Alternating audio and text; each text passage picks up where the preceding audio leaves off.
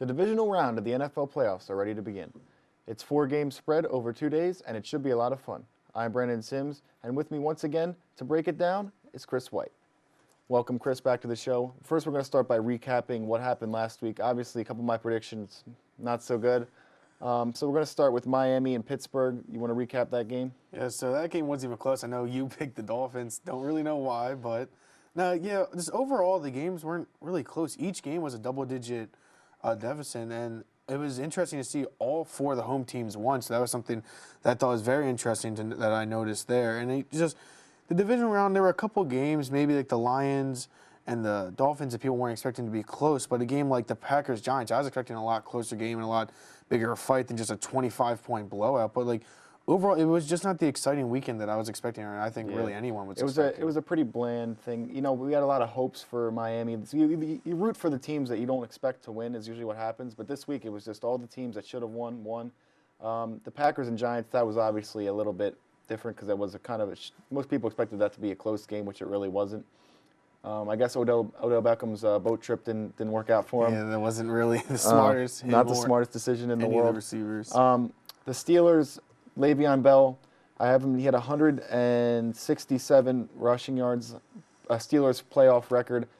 That's pretty dang good against the Dolphins defense, who up to that point had been playing very, very well. Yeah, he's going to be dangerous, and he's going to be very dangerous in the next round against the Chiefs. And like we said, like we said in the previous episode, that was the first time that all 3, Brown, Roethlisberger, and Bell, have played together. And clearly they know what they're doing in the playoffs the first time together. And this could be a very dangerous team. And Ryan Shazier had a pretty nice game himself. The defense looked a lot better in the first round of the playoffs. Let's see if they can keep it up against a good Chiefs offense next week, though. So that's going to be tough for them. All right, so now we're going to preview the matchups. First, I got Packers and Cowboys, huge game. Jordy Nelson out with an injury, fractured 2 ribs. He'll be out of that game. So interesting to think. Without Jordy Nelson, do you think the Packers can still beat the Cowboys? I think they do. I mean, if you look at the team as a whole, first off, the Cowboys open up as a 4-point favorite. And I just want to go back to the Week 6 matchup where the Cowboys blew them out 30-16. Aaron Rodgers had his lowest QBR of the year at 35. And so that was kind of a rough stretch for them. That game was very rough for them. But since then, they're on a 7-game win streak. And yeah, they lose Jordy Nelson, but Randall Cobb still came up big when he needed to, having 3 touchdowns over 100 yards last week against the Giants. So I still think Green Bay is going to win this one. And again, like I said, Dallas, I don't see it because they have 2 rookies as their core of the offense, and their defense is like you said, like I think it's kind of subpar to where it should be or where it could be. And a couple guys just aren't playing to their full Randy Gregory ability. got suspended. He's done. He played 1 game this year. He's already done. It's going to be tough. It seems like a really good matchup, probably the best of the week, I would have to say. Oh, no doubt. I think that'll be the best one. But I do see, just to put it out there, I do see Green Bay coming in. I am so confident that I made a bet with my dad that if the Cowboys beat Green Bay, I will wear a Dallas jersey to school. But I don't see that happening, so I was confident in making that bet. I see Green Bay going in and winning. Yeah, I definitely could see. You look at both defenses. The Packers' defense, it's not great. I mean, they did stop Odell Beckham last week, which is a hard thing to do. He did have a few drops, though. But you look at the Cowboys' defense, you don't have many playmakers on that defense. Sean Lee, he's a very good player, but when he's on, he can't always stay on the field. And you look at the Cowboys' offense, they have no playoff experience. A couple of their offensive linemen, obviously, and Des Bryant. But you look back at this offense, you're like, Dak Prescott, rookie. Ezekiel Elliott, rookie. You got Jason Witten, but, I mean, your key players on that offense are all rookies, so it's going to be difficult to stop a quarterback like Aaron Rodgers and keep up with him Especially in this game. When Aaron Rodgers is really heating up like he is and being the Hail Mary king like we saw in the first half, just threw it up there and came out with a touchdown right before half. And he's a guy, when he's on a win streak like he is now, a win streak, it is very hard to stop what he's been doing. Yeah, we'll see. We'll have to see if Dak Prescott can handle the playoffs. This is a big game for him and the Cowboys against the Packers. I'm going to go with the Packers winning this one because of Aaron Rodgers' experience. You picked the Packers as well. I easily picked the Packers over this one. I think that they'll win by at least a touchdown. Okay, now we're going to move on to the Seahawks at the Falcons. The Seahawks aren't at home.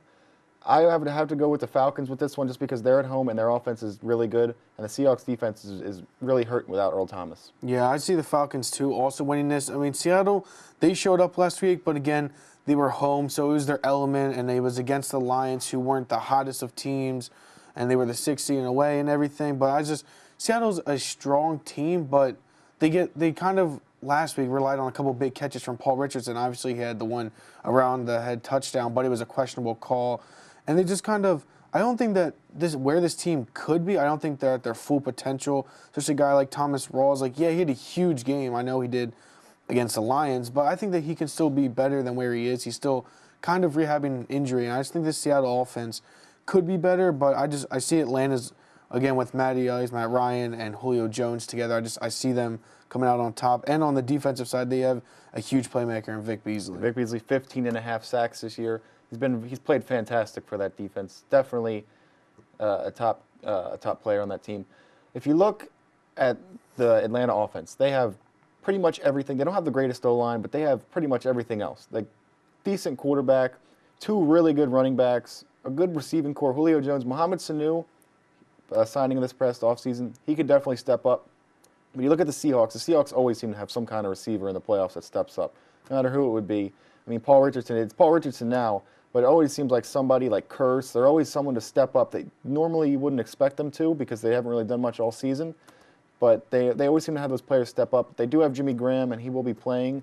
So it's going to be key to see if Russell Wilson gets him into the game early. And just a quick note before we move on to the AFC. The Falcons do open up as 4-point favorites at home against the Seahawks. Yeah, so I would definitely go the Falcons. The Seahawks, I just don't think it's their year. I think they come back next year. Maybe they build the O-line. Definitely a possible team for a Super Bowl. I just don't see it happening this year. No. So we're going to move on to the AFC now.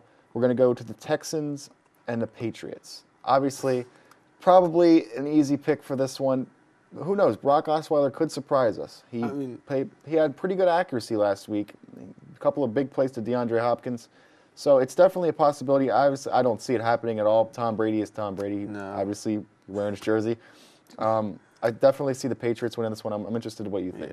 Yeah. Well, first off, I want to say Houston is a Southern team, so they were at their home element, so they were used to playing in the warm. And then you got to go it was probably, like 60 degrees at kickoff. Now you're going to New England where there's a chance that it could be, like, snowing and, single-degree weather. And it's just, I don't see it happening. Brock Osweiler, he may have a decent game against the defense. We don't really know because he's kind of like, one game he's like a 4-touchdown guy. The next game he's a 4-interception guy. So we kind of don't know where he is. And it's Tom Brady in the playoffs.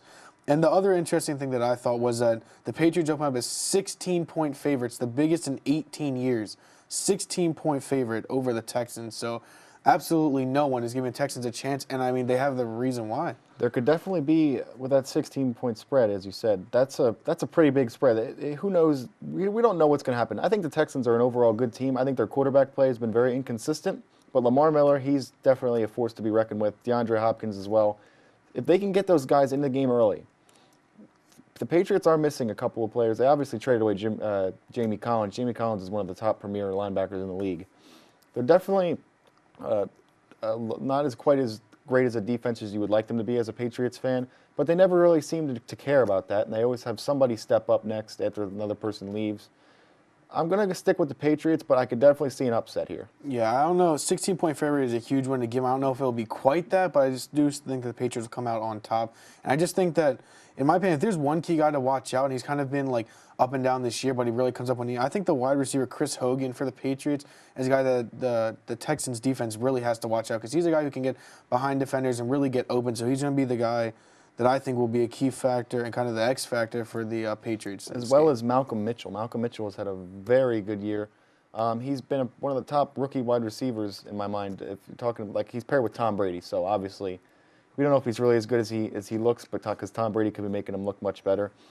I definitely see the Patriots coming out with this one. Even without Rob Gronkowski, you have Bennett from the Bears who came over in the offseason. I definitely can see him having a big game as well. So now we're going to move on to the Chiefs the Steelers at the Chiefs per se. This is a big game. I'm going to go with the Chiefs. I feel like the Chiefs. I'm very confident in the Chiefs. I just don't think Pittsburgh is going to be able to match up with them. Yeah, I originally have the Chiefs winning this, but I think it's going to be a lot closer match than we all thought. Chiefs are only a 1-point favorite, so that's pretty much an even line. That could go either way. And with the play of the Steelers last week, yeah, they were home and now they're going to be away, but they were dominant last week, clearly with their 20-something point, their 18-point win, excuse me. And I just think that it'll be a lot closer game. I still think that the Chiefs will come out on top in a close one, but I mean, it's going to be hard to stop. And they did see Roethlisberger after the game in a boot, but he said that it's no big issue. But even the slightest little ankle injury can really hurt the mobility of a quarterback. But I think that the Chiefs will come out on top in a very close one. Yeah, the Chiefs, obviously, look at their offense. Tyreek Hill, we mentioned it last week. They have a lot of playmakers. They have Travis Kelce, Hill, Jeremy Maclin. They even have running backs Ware and Charkandrick West. They always seem to be doing something well. You look at the Steelers. Their offense obviously fantastic as well. Antonio Brown, obviously, they have playmakers all over the field. As we mentioned, Le'Veon Bell, 167 yards last week. So they're definitely going to be. It should be a good game. I think the Chiefs come out. I think their defense is a little bit better than the Steelers' defense should be. So I think they hold them to a little bit less points. That's why I think the Chiefs are going to win this one. Yeah, it's gonna either way, it's gonna be a great game, but I do think that the Chiefs will come out top. I think that the one thing that will affect that might be the home field advantage that they have with their fans surrounding them and everything. Because again, we've seen every home team this year or in the wild card round has come out on top. So it'll be a good game, a close game. But like you said, I do see the Chiefs coming out in one, and their defense is a little bit better. A guy like Eric Berry in the backfield is he's a strong guy. Trying to look at the big picture here. If you look at all the playoff teams, you think about it and you go, which team really deserves a Super Bowl this year? I would definitely say it had to be the Chiefs. The Chiefs have been good for a long time. They have struggled for a long time, but they've recently started to get better. And it seems like in the playoffs they always seem to kind of dive down. I think it's finally their year. I think it's time for a Chiefs Super Bowl, if you ask me. I mean, if obviously I think the Patriots are going to win, but if I think it's anyone's year, I think it's Atlanta's year because you have a guy like Matt Ryan who will most likely be the MVP this year, and Julio Jones, who's been the top receiver in the league for a couple years now, and just really, I think that if there's a team that deserves it, I think it's the Falcons. I think the Falcons will end up going to the Super Bowl. I think the Patriots will come out on top and win Super Bowl 51, but in my opinion, if there's a team that really deserves it, I think it's the Atlanta Falcons. My matchup for teams who deserve to be in the Super Bowl after all they've overcome in all these years, definitely the Falcons and Chiefs. Two teams that you look at and they always seem to get in there. They just never seem to go far, and it seems like it would definitely be a matchup that most people would want to watch. It's because it's not the Patriots every year, the Seahawks obviously just won the Super Bowl a few years ago, and the Browns. It always seems to be the same teams in the Super Bowl, and it just feels like it should be definitely the Chiefs and the Falcons. Those are the top two teams this year. I think have most improved from last year. The Falcons obviously didn't have a great year last year. Let's be honest here. They really struggled last year, injuries to Julio Jones and all.